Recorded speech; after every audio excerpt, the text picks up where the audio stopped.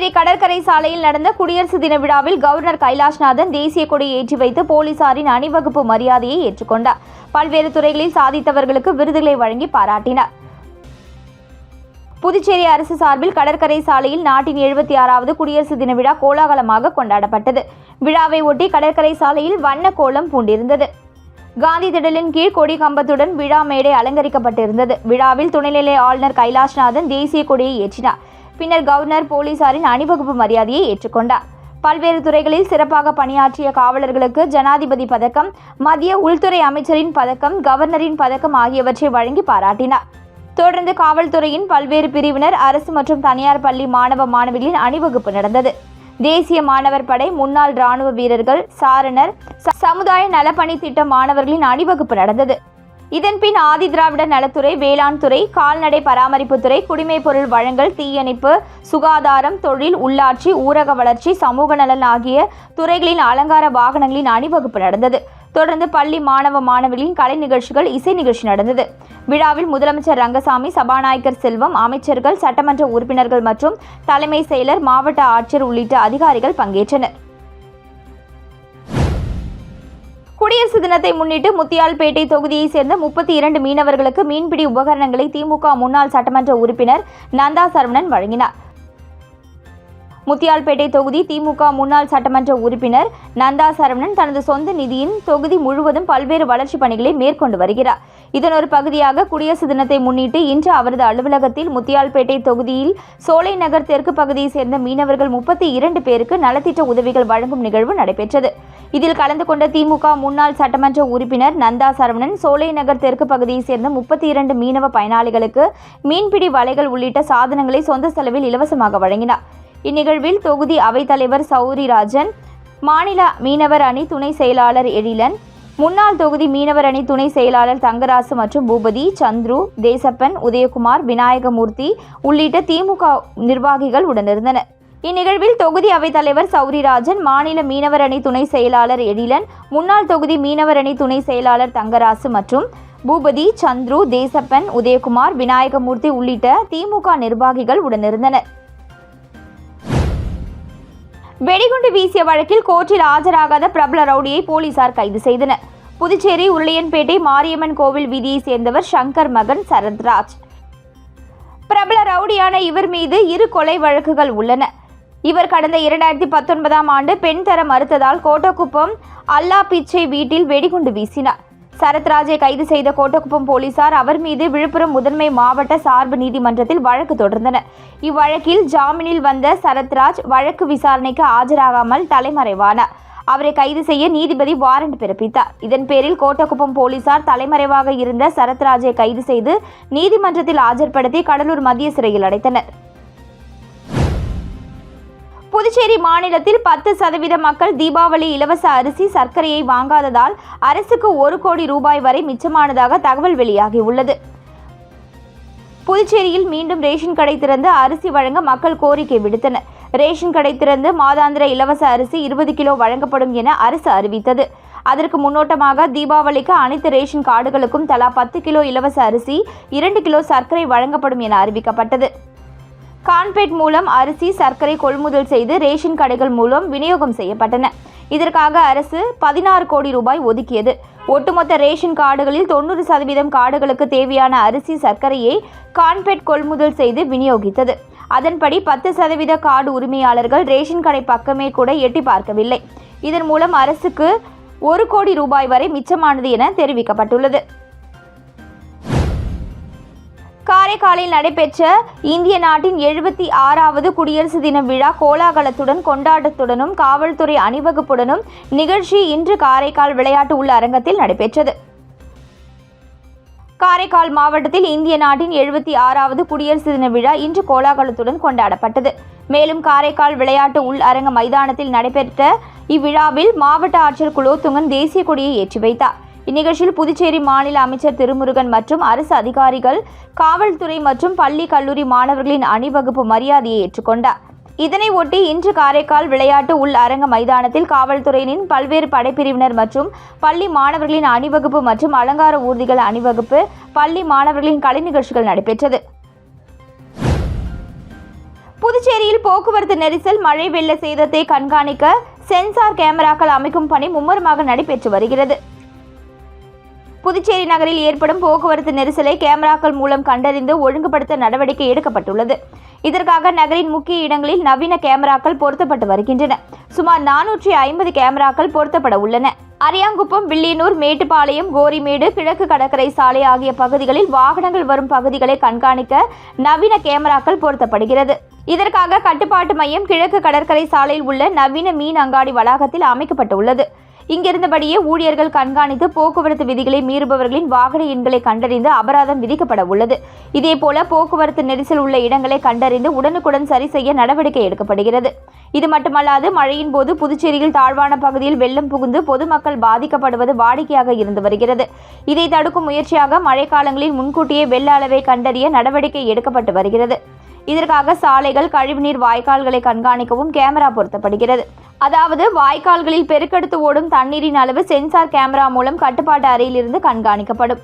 அதன் மூலம் மழை வெள்ளம் அதிகரிக்கும் பொழுது தாழ்வான பகுதிகளில் இருந்து மக்களை வெளியேற்றுவது, மின்சாரத்தை துண்டிப்பது போன்ற முன்னெச்சரிக்கை நடவடிக்கை எடுக்கப்பட உள்ளது. குடியரசு தின விழாவை ஒட்டி நெட்டப்பாக்கத்தில் அமைந்துள்ள ராட்சத கொடி மரத்தில் துணை சபாநாயகர் ராஜவேலு தேசிய கொடியை ஏற்றி வைத்து மரியாதை செலுத்தினார். புதுவை அருகே உள்ள நெட்டப்பாக்கம் சிவன் கோவில் திடலில் அமைந்துள்ள ராட்சத கொடி மரத்தில் துணை சபாநாயகர் ராஜவேலு தேசிய கொடி ஏற்றி மரியாதை செலுத்தினார். மேலும் காந்தி பூங்காவில் அமைந்துள்ள காந்தி சிலைக்கு மாலை அணிவித்து மரியாதை செலுத்தினார். பின்னர் அனைவருக்கும் இனிப்புகள் வழங்கப்பட்டது. அதனைத் தொடர்ந்து கொம்யூனியன் பஞ்சாயத்து அலுவலகத்தில் ஆணையர் ரமேஷ் மூவர்ண தேசிய கொடியை ஏற்றி மரியாதை செலுத்தினார். இந்நிகழ்ச்சியில் உதவி ஆய்வாளர் ராமலிங்கேஸ்வர ராவ், இளநிலை பொறியாளர் ஐயப்பன் உட்பட பஞ்சாயத்து ஊழியர்கள் அனைவரும் உடனிருந்தனர். தொடர்ந்து நெட்டப்பாக்கம் கொம்யூனியன் பஞ்சாயத்துக்கு கீழ்வரும் அனைத்து கிராமங்களிலும் கிராம சபை கூட்டம் நடைபெற்றது. புதுச்சேரியில் தேர்தல் ஆணையம் சார்பில் 15வது தேசிய வாக்காளர் தின விழா நடைபெற்றது. ஆண்டுதோறும் ஜனவரி 25ஆம் தேதி தேசிய வாக்காளர் தினமாக கடைபிடிக்கப்படுகிறது. இதையொட்டி புதுச்சேரி கம்மன் கலையரங்கத்தில் தேசிய வாக்காளர் தின விழா நடைபெற்றது. புதுவை தேர்தல் துணை தலைமை அதிகாரி தில்லைவேல் வரவேற்றார். மாநில தலைமை தேர்தல் அதிகாரி ஜவஹர் தலைமை வகித்தார். மாவட்ட ஆட்சியர் குலோத்துங்கன் முன்னிலை வகித்தார். விழாவில் புதுவை மாநிலத்தில் முதல் முறை வாக்காளர்களுக்கு வாக்காளர் புகைப்பட அடையாள அட்டையை தேர்தல் தலைமை அதிகாரி ஜவஹர் மாணவ மாணவிகளுக்கு வழங்கினார். தொடர்ந்து தேர்தல் துறை சார்பில் நடத்தப்பட்ட பல்வேறு போட்டிகளில் வெற்றி பெற்ற மாணவர்களுக்கு விருதுகள் வழங்கப்பட்டன. மேலும் மக்களவைத் தேர்தலில் போது சிறப்பாக செயல்பட்ட மாணவர்கள், காவலர்கள், அதிகாரிகள், துறையினர் ஆகியோருக்கு விருதுகள் வழங்கப்பட்டன. மேலும் விழாவில் பங்கேற்ற அனைவருக்கும் வாக்காளர் உறுதிமொழி ஏற்றுக்கொண்டனர். முடிவில் தேர்தல் துறை தலைமை அதிகாரி ஆதர்ஷ் நன்றி கூறினார். புதுச்சேரி தமிழ் கலைஞருக்கு மத்திய அரசு பத்மஸ்ரீ விருது அறிவித்தது. அவருக்கு கவர்னர் கைலாஷ்நாதன் உட்பட பலர் வாழ்த்து தெரிவித்துள்ளனர். பல்வேறு துறைகளில் சிறந்து விளங்குபவர்களுக்கு நாட்டின் உயரிய விருதான பத்மஸ்ரீ, பத்மபூஷன், பத்ம விபூஷன் ஆகிய விருதுகள் மத்திய அரசு வழங்கி வருகிறது. இந்த ஆண்டிற்கான விருதுகளை மத்திய அரசு வெளியிட்டுள்ளது. இதில் புதுச்சேரி அபிஷேகப்பாக்கம் கங்கையம்மன் கோவில் தெருவை சேர்ந்த தவில் கலைஞர் தட்சிணாமூர்த்திக்கு பத்மஸ்ரீ விருது அறிவிக்கப்பட்டுள்ளது. இவரின் 52 ஆண்டு கால தவில் இசை சேவையை பாராட்டி இந்த விருதினை புதுச்சேரி அரசின் பரிந்துரையின் பேரில் மத்திய அரசு அறிவித்துள்ளது. அவர் நாடு முழுவதும் 15,000க்கும் மேற்பட்ட இசை நிகழ்ச்சிகளில் பங்கேற்றுள்ளார். புதுச்சேரி அரசின் கலைமாமணி விருதையும், அம்பேத்கர் நேஷனல் விருதையும், அம்பேத்கர் கலாஸ்ரீ தேசிய விருதையும் பெற்றுள்ளார். பத்மஸ்ரீ விருது தட்சிணாமூர்த்திக்கு அறிவிக்கப்பட்டதை அறிந்து பலரும் அவருக்கு வாழ்த்து தெரிவித்து வருகின்றனர். ராம்பாக்கம் கிராமத்தில் அமைந்துள்ள ஆஞ்சநேயர் சுவாமி ஆலயத்தில் மகா கும்பாபிஷேகம் சிறப்பான முறையில் நடைபெற்றது. புதுவை மாநிலம் அருகே உள்ள ராம்பாக்கம் கிராமத்தில் அமைந்துள்ள ஆஞ்சநேயர் சுவாமி ஆலயத்தில் மகா கும்பாபிஷேக விழா இன்று காலை 9 மணி அளவில் சிறப்பாக நடைபெற்றது. இதில் கலச ஸ்தாபனம், மகா பூர்ணகுதி, மகா சாந்தி, திருமஞ்சனம், யாத்ரதானம், விஸ்வரூப ஹோமம் ஆகியவை நடைபெற்றன. தொடர்ந்து காலை 9 மணி அளவில் கடம் புறப்பாடு நடைபெற்றது. ஆஞ்சநேயர் சுவாமி ஆலய விமான கலசத்திற்கு புனித நீர் ஊற்றப்பட்டது. அதனைத் தொடர்ந்து விஸ்வரூப ஆஞ்சநேயர் சிலைக்கு புனித நீர் ஊற்றப்பட்டது. கும்பாபிஷேக விழாவை காண ராம்பாக்கம் மற்றும் சுற்றுப்புற பகுதிகளில் இருந்து ஏராளமான பக்தர்கள் பங்கேற்றனர். விழாவில் பங்கேற்ற அனைவருக்கும் அன்னதானம் வழங்கப்பட்டது. விழாவிற்கான ஏற்பாடுகளை கோவில் அறங்காவலர் குழுவினர் மற்றும் பொதுமக்கள் செய்திருந்தனர். இரவு சுவாமி சிறப்பு அலங்காரத்தில் சன்னதி சுற்று நடைபெறுகிறது. குடியரசு குடியரசு தினத்தை முன்னிட்டு புதுவையில் உள்ள 1196 சுதந்திர போராட்ட தியாகிகளுக்கு தலா 3000 ரூபாய் பரிசு தொகை அவரவர் வங்கிக் கணக்கில் செலுத்தப்படும் என்று முதலமைச்சர் ரங்கசாமி தெரிவித்துள்ளார். புதுவை அரசு செய்தி மற்றும் விளம்பரத்துறை சார்பில் குடியரசு தின விழாவை முன்னிட்டு தியாகிகளை கௌரவிக்கும் நிகழ்ச்சி கம்பன் கலையரங்கத்தில் நடைபெற்றது.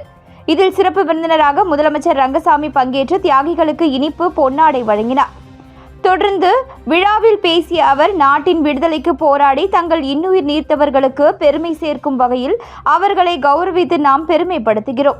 விடுதலையை பேணி காப்பதுடன் நாட்டின் வளர்ச்சியை விடுதலை போராட்ட தலைவர்கள் விரும்பிய வண்ணம் ஏற்படுத்தும் வகையில் செயல்பட்டு வருகிறோம். குடியரசு தினத்தை முன்னிட்டு தியாகிகளுக்கு தலா 3000 ரூபாய் பரிசு தொகையாக அவரவர் வங்கிக் கணக்கில் செலுத்தப்படும் என்றார். விழாவில் அமைச்சர் லட்சுமி நாராயணன், சட்டப்பேரவை உறுப்பினர்கள் அனிபால் கென்னடி, பாஸ்கர் உள்ளிட்ட அதிகாரிகள் கலந்து கொண்டனர். புதுச்சேரியில் புதிய மதுபான தொழிற்சாலைகள் தொடங்க அனுமதி வழங்கப்பட்டதில் நடைபெற்ற ஊழல் முறைகேடுகள் குறித்து திமுக சார்பில் நீதிமன்றத்தில் பொதுநல வழக்கு தொடரப்பட உள்ளதாகவும், புதிய மதுபான தொழிற்சாலைகளால் புதுச்சேரிக்கு எந்த வகையில் வருமானம் கிடைக்கும் என முதலமைச்சர் ரங்கசாமி நிரூபித்தால் திமுக தேர்தலில் நிற்காது என சட்டமன்ற எதிர்க்கட்சித் தலைவர் சிவா சவால் விடுத்துள்ளார். புதுச்சேரி மாநில திமுக மாணவர் அணி மற்றும் ஊசுடு தொகுதி திமுக சார்பில் மொழிப்போர் தியாகிகளுக்கு வீர வணக்க நாள் பொதுக்கூட்டம் குருமாம்பேட் பகுதியில் நடைபெற்றது. சட்டமன்ற எதிர்க்கட்சித் தலைவர் சிவா தலைமையில் நடைபெற்ற கூட்டத்தில் திமுக சட்டமன்ற உறுப்பினர்கள் அனிபால் கென்னடி, சம்பத் உள்ளிட்ட திமுக நிர்வாகிகள் கலந்து கொண்டு மொழிப்போர் தியாகிகளுக்கு பொற்கிழி வழங்கி கௌரவித்தனர். இந்த பொதுக்கூட்டத்தில் பேசிய சட்டமன்ற எதிர்க்கட்சித் தலைவர் சிவா, புதுச்சேரி மாநிலத்தின் வருவாயை பெருக்குகிறோம் என்ற பெயரில் புதிய மதுபான கொள்கையை கொண்டு வருவதை ஏற்க முடியாது என்றும், புதுச்சேரியில் திமுக ஆட்சியின் போது தண்ணீரை உறிஞ்சும் எவ்வித தொழிற்சாலைகளும் வராது என்ற அரசாணை கொண்டு வரப்பட்டது. ஆனால் இன்று நிலத்தடி நீர் மற்றும் பொதுமக்களை பாதிக்கும் மதுபான தொழிற்சாலைகளுக்கு ஆளும் பாஜக என்ஆர் காங்கிரஸ் கூட்டணி அரசு மத்திய அரசின் அழுத்தம் காரணமாக அனுமதி கொடுத்துள்ளது. புதிய மதுபான தொழிற்சாலைகளால் புதுச்சேரிக்கு எந்த வகையில் வருமானம் கிடைக்கும் என்று முதலமைச்சர் ரங்கசாமி நிரூபித்தால் திமுக தேர்தலில் நிற்காது என சவால் விட்ட எதிர்க்கட்சித் தலைவர் சிவா, புதிய மதுபான தொழிற்சாலைகள் தொடர்வதற்கான அனுமதி வழங்கியதில் மிகப்பெரிய ஊழல் முறைகேடு நடந்துள்ளதாகவும், இந்த ஊழல் முறைகேடுகள் தொடர்பாக புதுச்சேரி திமுக சார்பில் உயர்நீதிமன்றத்தில் பொதுநல வழக்கு தொடரப்படும் என தெரிவித்தார். மண்ணாடிப்பட்டு கொம்யூனியன் பஞ்சாயத்து அலுவலகத்தில் ஆணையர் எழில்ராஜன் தேசிய கொடி ஏற்றி மாணவர்களுக்கு இனிப்புகள் வழங்கினார். திருப்புவனையில் உள்ள மண்ணாடிப்பட்டு கொம்யூனியன் பஞ்சாயத்து அலுவலகத்தில் 76வது குடியரசு தின விழா கொண்டாடப்பட்டது. கொம்யூனியன் பஞ்சாயத்து ஆணையர் எழில்ராஜன் தேசிய கொடியை ஏற்றி வைத்து மரியாதை செலுத்தினார். சுதந்திர போராட்ட தியாகிகள் ரங்கநாதன், ராமானுஜம், மோகன் ஆகியோருக்கு பொன்னாடை போர்த்தி மரியாதை செலுத்தி இனிப்புகள் வழங்கி கொண்டாடப்பட்டது. மேலும் 1ஆம் வகுப்பு முதல் 10ஆம் வகுப்பு வரை அரசு பள்ளியில் பயிலும் மாணவர்களுக்கு நோட்டு புத்தகம், எழுதுகோல் வழங்கப்பட்டது. உதவி பொறியாளர் மல்லிகா அர்ச்சுனன், இளநிலை பொறியாளர்கள் பாஸ்கர், மனோகர், ஆனந்தன், அலுவலக ஊழியர்கள், பணியாளர்கள், அரசு பள்ளி மாணவ மாணவிகள், பொதுமக்கள் கலந்து கொண்டனர். அதனைத் தொடர்ந்து அலுவலகத்தில் திருப்புவனை கிராம பஞ்சாயத்து கிராம சபை கூட்டம் நடைபெற்றது. ஜவஹர் வித்யா நிகேதன் மேல்நிலைப் பள்ளியில் புற்றுநோய் தடுப்பதற்கான முகாமினை பள்ளி நிர்வாகி ராமசிவராஜன் முன்னிலையில் பள்ளி வளாகத்தில் நடைபெற்றது. வில்லியனூர் சிவகணபதி நகரில் அமைந்துள்ள ஜவஹர் வித்யா நிகேதன் மேல்நிலைப் பள்ளியில் பெற்றோர் ஆசிரியர் கலந்தாய்வு கூட்டம் நடைபெற்றது. இதனையடுத்து மாணவர்களின் சுகாதார மேன்மைக்காகவும் பெற்றோர்களின் மேன்மைக்காகவும் புற்றுநோய் மற்றும் புற்றுநோய் தடுப்பு முகாம் நடைபெற்றது. இந்த விழிப்புணர்வு முகாமினை அகில பாரத பெண்கள் மருத்துவம் ஓஜி சங்கங்களின் கூட்டமைப்பும் அரியூர் ஸ்ரீ வெங்கடேஸ்வரா மருத்துவக் கல்லூரியும் இணைந்து நடத்தினர். இம்முகாமில் ஸ்ரீ வெங்கடேஸ்வரா மருத்துவக் கல்லூரியின் மருத்துவ மேற்படிப்பின் தலைமை ஆராய்ச்சியாளர் டாக்டர் பாப்பாதச்சாரி தலைமையேற்று புற்றுநோய் வைரஸ், அது தடுப்பதற்கான தடுப்பூசி போன்றவை பற்றி விளக்கமாக உரையாற்றினார். இந்திய திருநாட்டின் 76வது குடியரசு தினத்தை முன்னிட்டு வில்லியனூர் கொம்யூனியன் பஞ்சாயத்து அலுவலகத்தில் ஆணையர் ரமேஷ் தலைமையில் தேசிய கொடி ஏற்றப்பட்டது. இந்திய திருநாட்டின் 76வது குடியரசு தினத்தை முன்னிட்டு நாடு முழுவதும் தேசிய கொடி ஏற்றி உற்சாகமாக கொண்டாடப்பட்டது. அதன் ஒரு பகுதியாக புதுச்சேரி மாநிலம் வில்லியனூர் கொம்யூனியன் பஞ்சாயத்து அலுவலகத்தில் ஆணையர் ரமேஷ் தலைமையில் தேசிய கொடி ஏற்றப்பட்டது. இந்நிகழ்ச்சியில் பள்ளி மாணவ மாணவிகளுக்கு நோட்டு புத்தகம், எழுது பொருட்கள் மற்றும் இனிப்புகள் வழங்கப்பட்டன. மேலும் இந்நிகழ்ச்சியில் உதவி பொறியாளர் திருநாவுக்கரசு, இளநிலை பொறியாளர் பிரதீப் குமார், அலுவலக மேலாளர் குப்பன் மற்றும் அலுவலக ஊழியர்கள், பள்ளி மாணவ மாணவிகள் உட்பட ஏராளமானோர் கலந்து கொண்டனர்.